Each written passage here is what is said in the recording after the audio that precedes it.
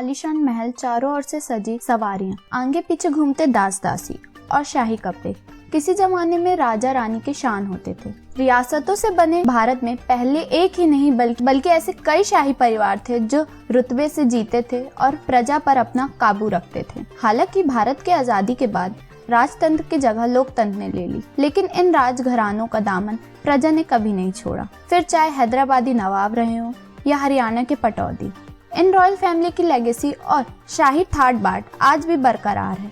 तो आइए जानते हैं भारत के कुछ शाही घरानों के बारे में जिनकी जिंदगी आलीशान महलों में गुजर रही है। नमस्कार दोस्तों, आपका स्वागत है हमारी दुनिया में। नंबर 10, पटौदी नवाब। सबसे पहले बात करते हैं बॉलीवुड के जाने माने अभिनेता और पटौदी खानदान के वारिस सैफ अली खान की। इनके पूर्वज कवि पटौदी किंगडम पर राज करते थे और रहीसी ठाट बाट से अपनी जिंदगी जीते थे। करोड़ों के जायदाद के मालिक सैफ अली खान नवाब मंसूर अली खान और शर्मिला टैगोर के बेटे हैं। इनके पिता कवि भारत के लिए क्रिकेट खेलते थे और टीम के कैप्टन हुआ करते थे।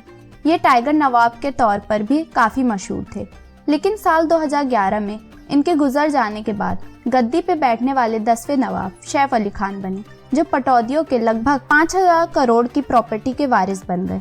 आज पटौदी पैलेस से लेकर भोपाल हरियाणा तक कई एक्सपेंसिव प्रॉपर्टी इनके नाम है। ये एक ऐशो आराम की जिंदगी जीते हैं और सर्दियों में क्वालिटी टाइम पटौदी पैलेस पे बिताते हैं।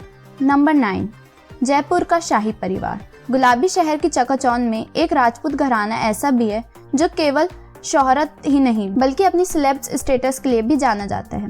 इनके वंश की भागदौड़ आज पद्मनाभ सिंह के हाथ में गई, लेकिन कभी भवानी सिंह इस परिवार की मुखिया हुआ करती थी और जयपुर में उनके नाम का बोलबाला हुआ करता था। सन 2011 में उनकी मृत्यु के बाद उनकी बेटी के बेटे पद्मनाभ सिंह महाराज के तौर पर गद्दी पर बैठे और तभी से वो दुनिया के लिए राजा कम और सेलिब्रिटी ज्यादा बन गए। शाही राजा होने के बाद पोलो और फैशन में इनका इंटरेस्ट इतना ज्यादा रहा कि नेशनल लेवल पोलो प्लेयर और फैशन मॉडल की तरह लोगों के सामने आई। नंबर 8, भोसले शाही घराना। महाराष्ट्र की जमीन पर राज करने वाले मराठा छत्रपति शिवाजी महाराज अब इतिहास का हिस्सा हैं, लेकिन उनके वंशज का महाराष्ट्र में एक अलग रुतबा है। ये नागपुर, कोल्हापुर से लेकर मुधल, सावंतवाड़ी और तंजौर में बड़ी ही शान से रहते हैं और इन्हीं में से सबसे प्रसिद्ध भोसले शाही घराना है, जिनकी मुखिया उदयन राज हैं। ये अपने आप को शिवाजी महाराज के वंशज मानने के साथ छत्रपति के 13वें टाइटल होल्डर मानते हैं।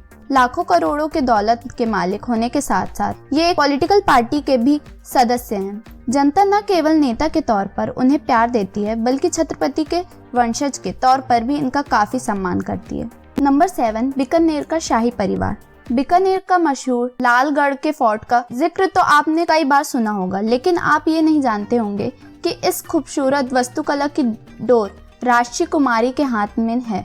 ये महाराज कर्म सिंह और महारानी सुशीला कुमारी की बेटी हैं और भारत के शार्प शूटर भी रही हैं। अपनी हुनर के चलते ही सरकार से इन्हें अर्जुना अवार्ड भी मिला है और 16 साल की उम्र में ही इन्होंने कई बुक पब्लिश करके ऑथर भी बनी। राष्ट्रीय कुमारी तो आज एक स्ट्रॉन्ग इंडिपेंडेंट वुमेन की तरह देखी जाती हैं, जिनकी शान और सम्मान के आगे कई बड़ी हस्तियां इनकी जी हुजूरी करती नजर आती है। इन्होंने अपने महल के एक छोटे से हिस्से को हेरिटेज म्यूजियम भी बनाया है। नंबर 6, जोधपुर शाही घराना।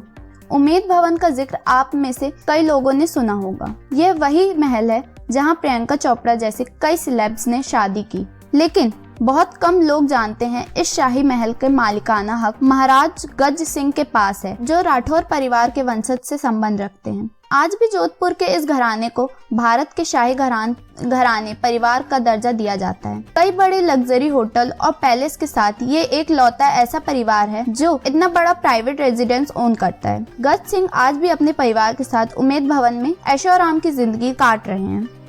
उम्मेद भवन को कई टूरिस्ट के लिए खोला गया है। साथ ही जोधपुर का मेहरानगढ़ फोर्ट भी इनकी प्रॉपर्टी का हिस्सा है। तो आज के लिए इतना ही। मैं मिलती हूँ आपसे अगले वीडियो में।